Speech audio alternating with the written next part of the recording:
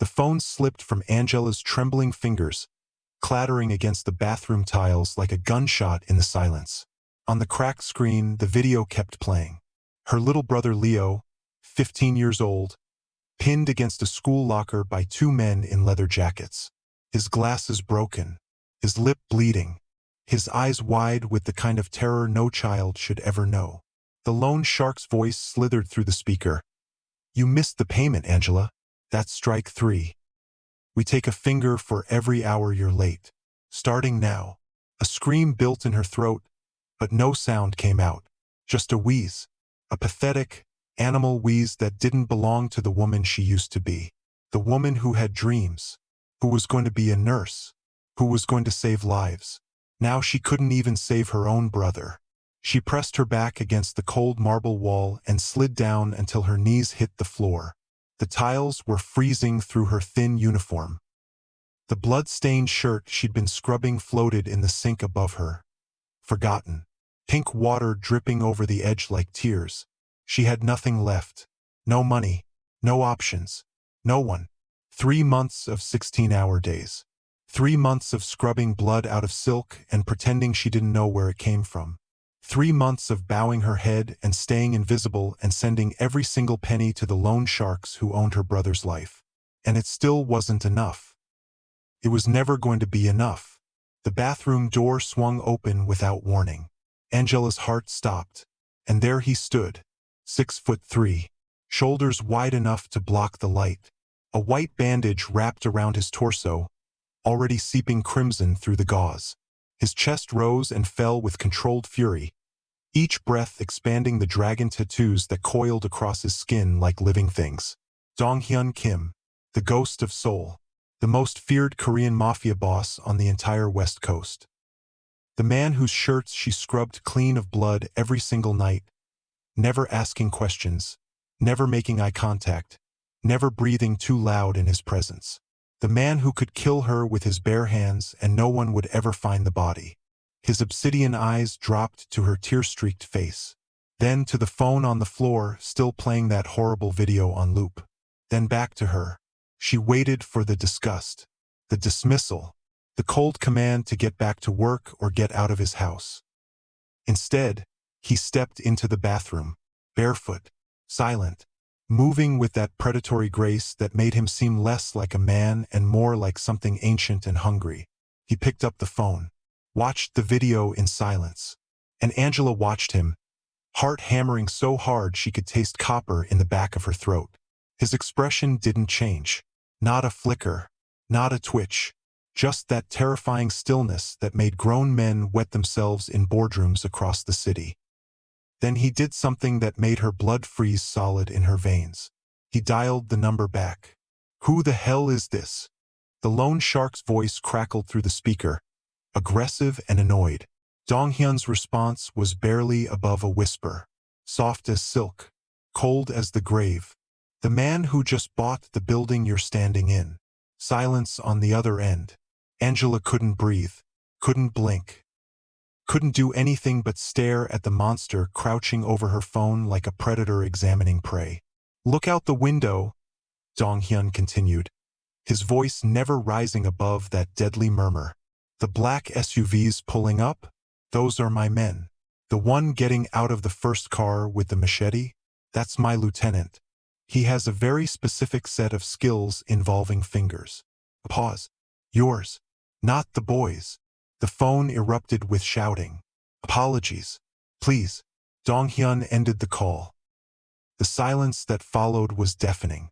He looked down at Angela, still crumpled on the floor, tears streaming down her face, body shaking so hard her teeth chattered. "Stop crying," he said, flat, emotionless. "It ruins the silence." Then he turned and walked out, leaving her alone with a blood-stained shirt and a heart that had forgotten how to beat. Welcome back, my fierce hearts and midnight dreamers.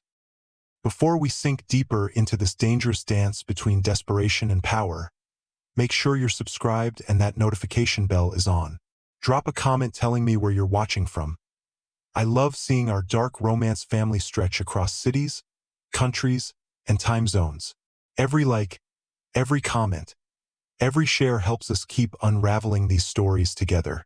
Now dim the lights, find your quiet place, and settle in. The night is just beginning, and Angela's story is about to take a turn no one saw coming. To understand how a nursing student ended up sobbing on the bathroom floor of a killer's mansion, you have to go back 3 months.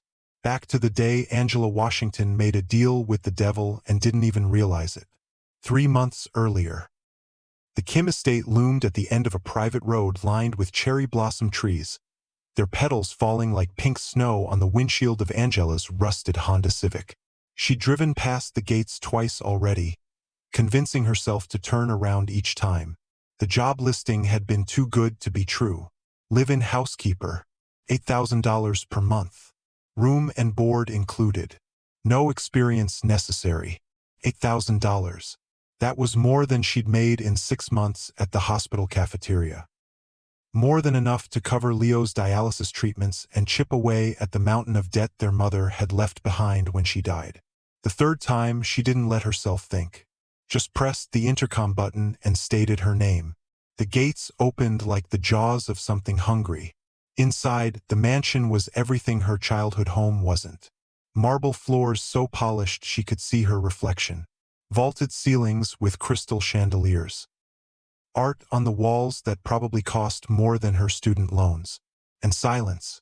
The kind of silence that pressed against your eardrums. That made you afraid to breathe too loud. A woman met her in the foyer.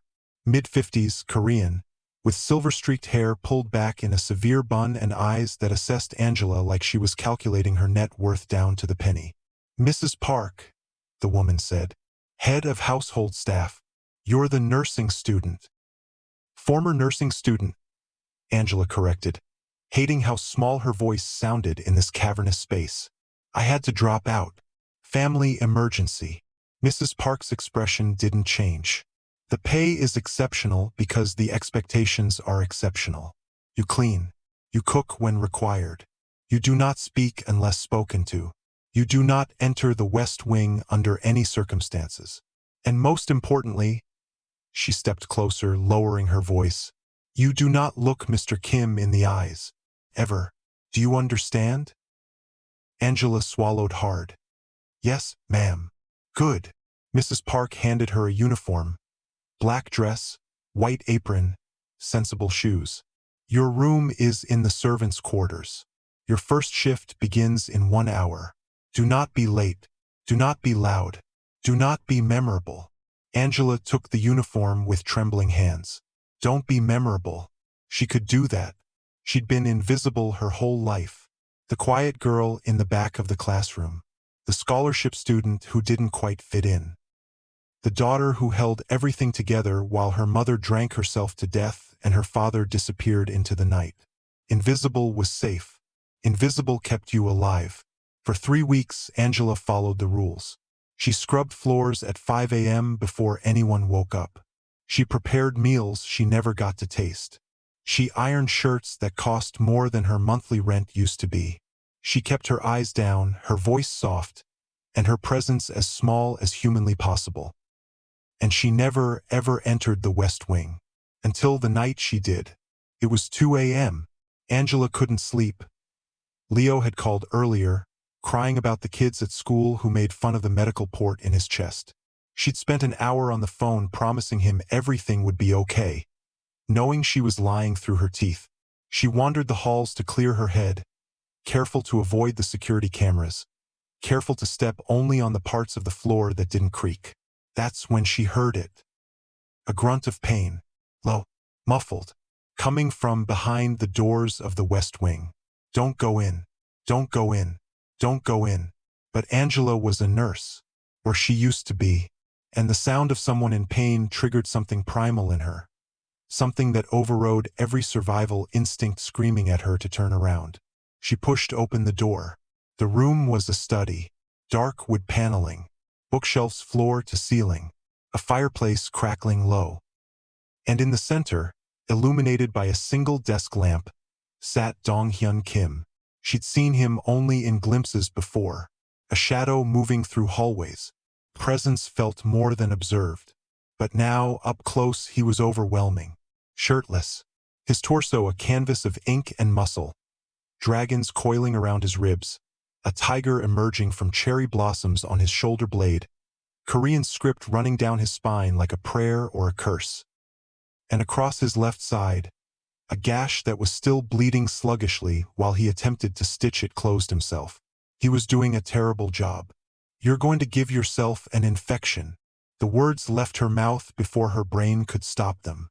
Donghyun's head snapped up. His eyes, black as midnight, sharp as broken glass, locked onto hers. For 3 eternal seconds, neither of them moved. "He's going to kill me," Angela thought.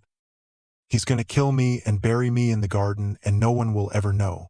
But he didn't move, just watched her with those predator eyes, needle suspended in midair, blood dripping onto his expensive leather chair. "The wound is jagged," Angela heard herself say, her nursing training overriding her terror. "You're using the wrong stitch pattern, and you haven't sterilized anything. That needle looks like it came from a sewing kit." Still, he didn't speak. She should have run. Should have apologized and fled and packed her bags and disappeared before sunrise. Instead, she stepped forward. "Let me." She didn't know why he allowed it. Maybe he was too tired to argue. Maybe he was curious. Maybe he simply didn't view her as enough of a threat to bother stopping. But Donghyun Kim, the ghost of Seoul, the man who made grown men weep with a glance, sat perfectly still while a 23-year-old nursing dropout cleaned his wound with proper antiseptic, removed his butchered stitches, and replaced them with neat, even sutures that would heal cleanly. He didn't flinch, didn't make a sound, just watched her hands move with an intensity that made her skin prickle with awareness. "You've done this before," he said finally. His voice was deep, quiet, the kind of voice that didn't need to shout to command attention. "I was in nursing school," Angela replied, not looking up from her work. "Surgical rotation. Before I dropped out." "Why did you drop out?" The question was unexpected, personal. She almost didn't answer. "My brother needed me more than the hospital did." Silence. Then, "The boy who needs dialysis." Her hands froze. "How do you know about that?" "I know everything about the people who enter my home." He said it without arrogance, just fact. Angela Marie Washington, 23, parents deceased, mother from liver failure 18 months ago, father unknown. Younger brother Leonardo, 15, diagnosed with chronic kidney disease at age 12. Currently on the transplant list. Currently drowning in medical debt. Each fact landed like a blow. "You ran a background check on me," she whispered. "I run background checks on everyone." His eyes never left hers. "You're not a spy. Not an assassin. Not a reporter. You're just a girl trying to keep her brother alive. That makes you uncomplicated." She should have been offended. Instead, she felt a strange flutter of relief. He'd looked into her life and found nothing worth killing her over. She tied off the final stitch, applied a sterile bandage and stepped back. "You should rest," she said, her voice steadier now, "and take antibiotics. I can get them from—" "You'll get nothing." He rose from the chair, towering over her, close enough that she could smell sandalwood and iron and something darker beneath. "You'll go back to your room. You'll forget this happened. And tomorrow, you'll report to me instead of Mrs. Park." Angela blinked. "What? You're my personal attendant now." His lips curved, not quite a smile, but something close. Something dangerous. "Congratulations on your promotion." Present day. That was 3 months ago. 3 months of stitching wounds at midnight. 3 months of learning his coffee order. Black. No sugar. Never stirred. 3 months of watching him navigate a world of violence and power while she scrubbed the evidence from his floors. 3 months of being seen by a man who shouldn't have noticed her at all. And now she stood in his study, the same study where she'd first touched him, wearing a borrowed dress that cost more than a year of her tuition, while he explained exactly what her brother's rescue had cost. "You don't owe them any more, Angela."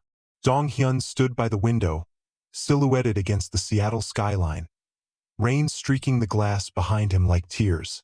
The debt is cleared. Your brother is safe. My men are escorting him home as we speak. Relief crashed through her so hard she nearly collapsed. Leo was safe. Leo was alive. She hadn't failed him. But then Dong-hyun turned, and the look in his eyes made her relief curdle into something colder. However, he continued, his voice dropping to that dangerous register she'd learned to fear. Debts don't simply disappear in my world. They transfer. Her mouth went dry. What do you mean? He moved toward her. Slow, deliberate, each step closing the distance until he stood close enough that she could feel the heat radiating from his body. You don't owe them anymore? He repeated, reaching out to tilt her chin up, forcing her to meet his gaze. You owe me. Her heart hammered against her ribs. What do you want? For a long moment he simply studied her face, cataloging every feature, every flaw, every trace of fear she couldn't quite hide. Then he released her chin and stepped back. The Crimson Vipers are hosting an auction tomorrow night. Very exclusive, very dangerous. I need to attend, and I need something I don't have. What? His smile was cold, beautiful, terrifying. A fiancé. Angela stared at him, certain she had misheard. A fiancé? She repeated slowly, the word foreign on her tongue. You want me to pretend to be your fiancé? I don't want anything. Dong-hyun moved to his desk, pulling open a drawer to retrieve a slim black folder. There's a difference. He tossed the folder onto the desk between them. Angela approached hesitantly, flipping it open to find photographs. Men in expensive suits, women dripping in diamonds. A building that looked like a cross between a museum and a fortress. The Crimson Vipers control the Southeast Territories, Dong-hyun explained, his voice clinical. Their leader, Jae-won Park, has been trying to absorb my shipping routes for years. Tomorrow night, he's hosting an underground auction. Rare artifacts, illegal weapons, and information, the kind that can destroy empires or build them. Angela's fingers trembled as she turned the pages. What does this have to do with me? The Vipers respect tradition, family, stability. His jaw tightened almost imperceptibly.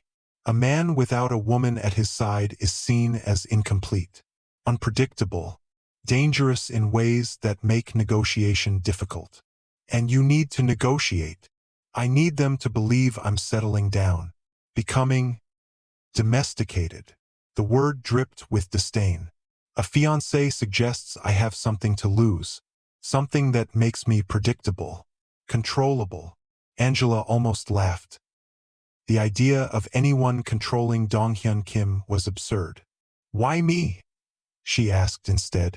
You could hire someone, an actress, a model, someone who actually knows how to. They'd smell a fake within seconds. He cut her off, moving closer. You've lived in my house for 3 months. You know my coffee order. You know which shoulder I injured last week. You know the scar on my left hip came from a knife, not a bullet. His eyes bore into hers. You know me, Angela, and more importantly, you're not afraid to touch me. Her breath caught. He was right.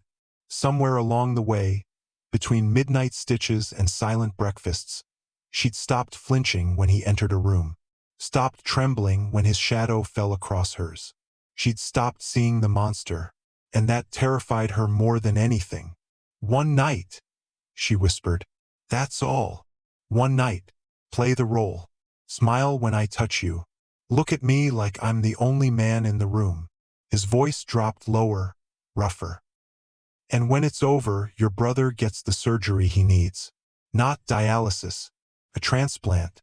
I have a donor lined up. Compatible. Healthy. Ready. The air vanished from her lungs. A transplant. Leo could have a normal life. How? She breathed. The waiting list alone. I don't wait for lists. His smile was sharp enough to cut. I make my own. She should have asked more questions. Should have demanded to know where this miraculous kidney was coming from, who had to die or disappear to make it available. But she thought of Leo, 15 years old, spending 4 hours a day hooked to a machine, missing school, missing life, watching his friends grow up while he withered in hospital chairs. One night, Angela said, her voice steady despite the earthquake in her chest. And Leo gets his surgery. One night, Dong-hyun confirmed. Do we have a deal? She extended her hand. He took it, not shaking, just holding. His palm was warm, calloused, the hand of a man who had killed and would kill again. Deal, she whispered. His thumb brushed across her knuckles once, twice, a gesture so small, so unexpectedly gentle, that it shattered something inside her she didn't know was still intact. Then let's make you a queen. The next 24 hours passed in a blur of silk and strangers. A team descended on the mansion at dawn. Stylists, tailors. A woman whose sole job seemed to be teaching Angela how to walk in heels without breaking her neck. They waxed and plucked and buffed until she didn't recognize her own reflection. Her natural curls were tamed into an elegant updo, baby hairs laid with precision. Her makeup was subtle but transformative, cheekbones sharper, lips fuller, eyes smoky with mystery. And the dress, God, the dress, black silk that clung to every curve before cascading into a subtle train. A slit up the left thigh that made her feel powerful instead of exposed. Delicate gold embroidery along the bodice dragons, she realized. His dragons, marking her as his. When she finally descended the staircase that evening, Dong-hyun was waiting in the foyer. He wore a black suit so perfectly tailored it looked painted on. His hair was swept back, revealing the sharp planes of his face. A gold pin glinted on his lapel, the Kim family crest. He didn't speak when he saw her, just stared. The silence stretched until Angela's nerves threatened to snap. Is something wrong? She asked, fighting the urge to fidget. I can change if... No, the word came out hoarse. He cleared his throat, composing himself with visible effort. You look adequate. She almost smiled. From him, that was practically a love poem. He approached slowly, pulling a velvet box from his jacket pocket. Inside lay a necklace, a single black diamond surrounded by smaller white ones, suspended on a chain so delicate it looked like spider silk. Turn around, he commanded. She obeyed, lifting her hair as his fingers brushed the back of her neck. The clasp clicked into place. The diamond settled into the hollow of her throat, cold at first, then warming against her skin. This was my mother's, he said quietly, his breath ghosting over her shoulder. She wore it the night she met my father. Angela's heart stuttered. Dong-hyun, I can't. You can. His hands settled on her shoulders, spinning her to face him. Tonight, you're not Angela the maid. You're not a nursing dropout from Seattle. You're the future Mrs. Kim, the woman who tamed the ghost. His thumb traced her collarbone, following the diamond's chain. Can you do that for me? She met his eyes, those bottomless black eyes that had terrified her 3 months ago, that still terrified her if she was honest. But beneath the terror was something else now, something warm and dangerous and utterly foolish. Yes, she said, I can do that. The Viper's auction was held in a converted warehouse in the industrial district. From the outside, it looked abandoned. Boarded windows, graffiti-covered walls, homeless encampments nearby. But inside was another world entirely. Crystal chandeliers, red velvet draping, a string quartet playing something haunting and classical, while Seattle's criminal elite mingled with champagne flutes and predatory smiles.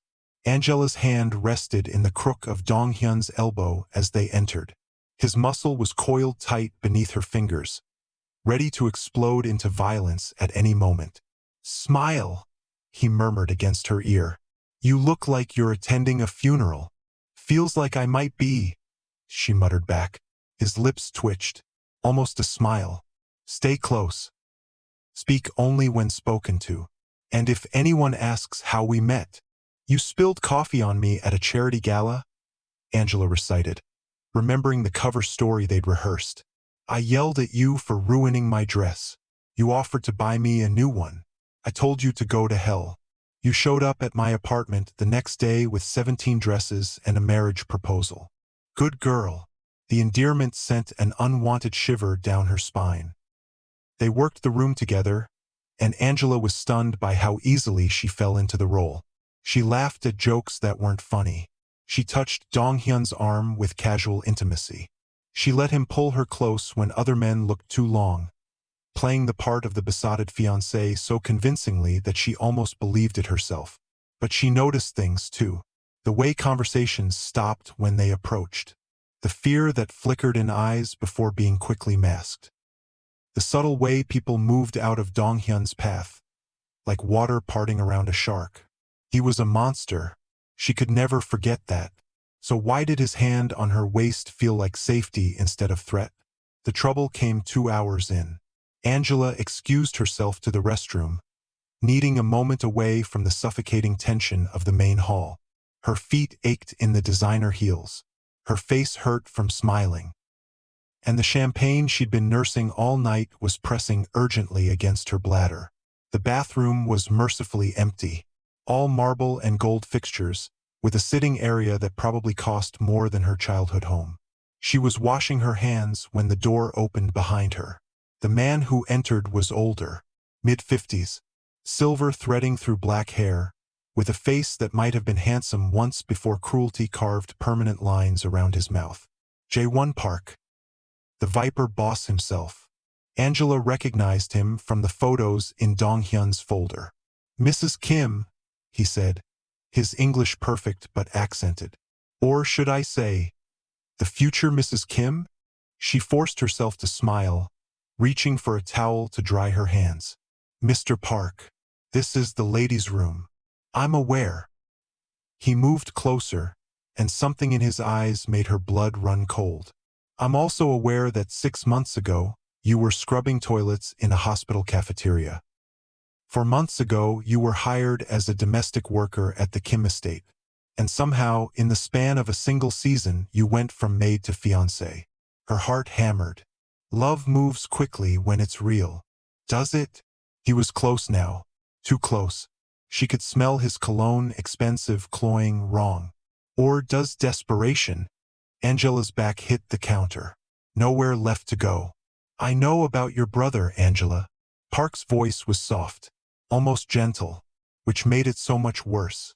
Leonardo, 15 years old, kidney failure, currently at Swedish Medical Center, hooked to a dialysis machine because your insurance won't cover a transplant. How do you? I know everything. He smiled, and it was the smile of a snake, including the fact that Dong-hyun Kim is using you as a prop tonight, a decoration, a tool to make himself look stable while he plots to destroy my organization. Her silence was damning. Here's what's going to happen. Park leaned in until his lips nearly brushed her ear. In exactly 1 hour, my men will attempt to breach the east entrance. The security panel code is 7-4-9-2-1. You're going to disable the alarm before they arrive. I don't know what you're. Do this, he continued as if she hadn't spoken. And tomorrow morning, your brother receives a kidney from a perfect donor match. Surgery scheduled. Expenses covered. A complete recovery within 6 months. Angela's breath caught. And if I refuse? Park pulled back, his expression hardening into something terrible. Then Leonardo dies on that dialysis machine.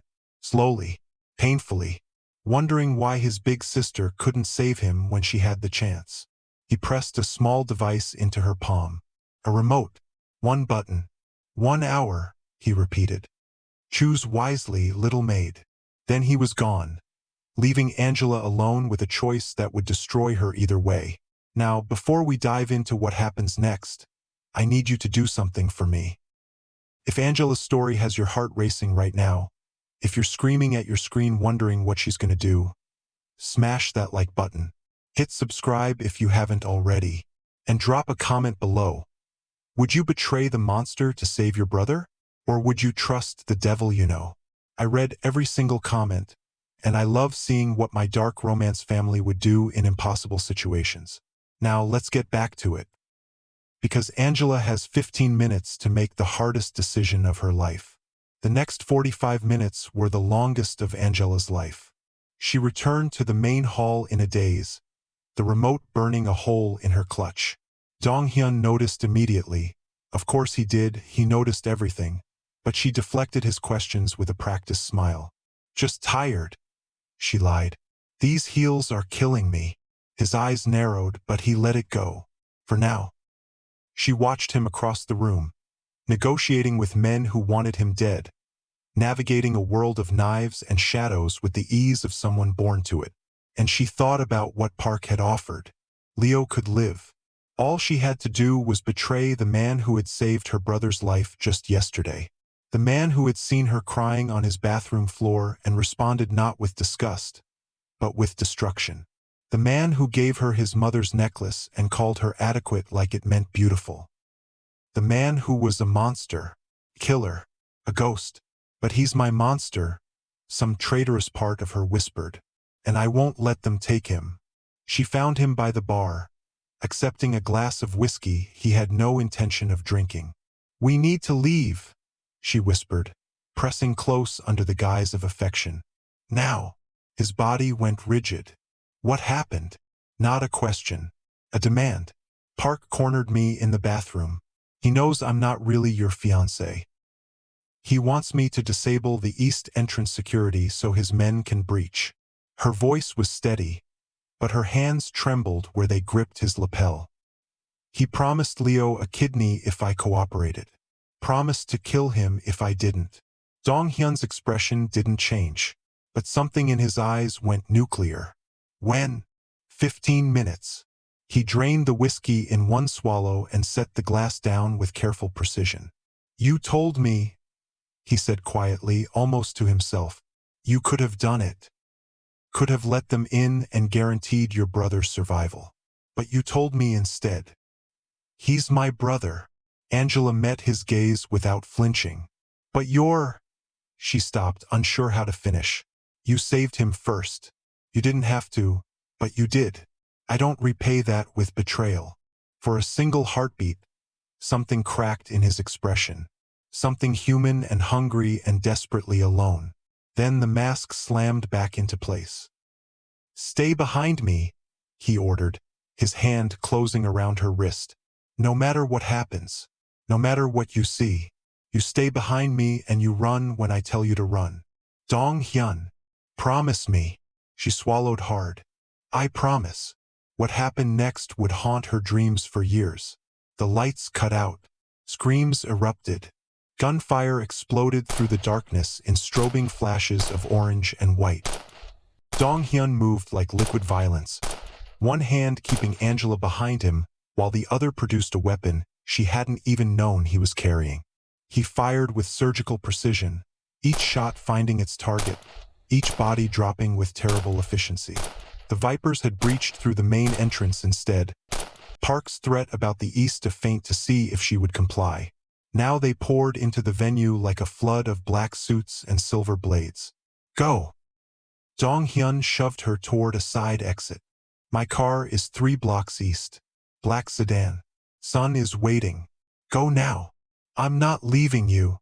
That wasn't a request. He spun, catching a Viper soldier by the throat and snapping his neck with a sound Angela would never forget. Run! She ran. But she didn't get far. Park materialized from the shadows like a nightmare given form, blocking her path to the exit. Blood spattered his silver suit. A gun dangled from his fingers.